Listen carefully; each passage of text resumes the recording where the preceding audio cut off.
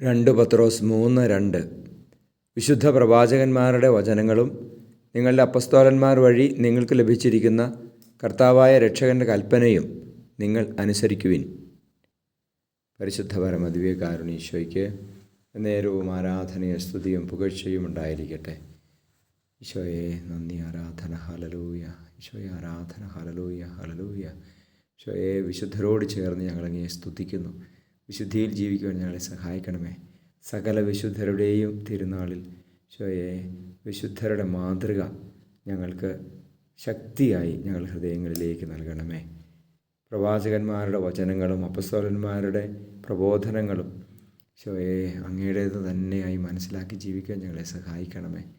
ഈശോയെ ഞങ്ങളുടെ ഹൃദയങ്ങളെ വിശുദ്ധിയിലേക്ക് വളർത്തണമേ.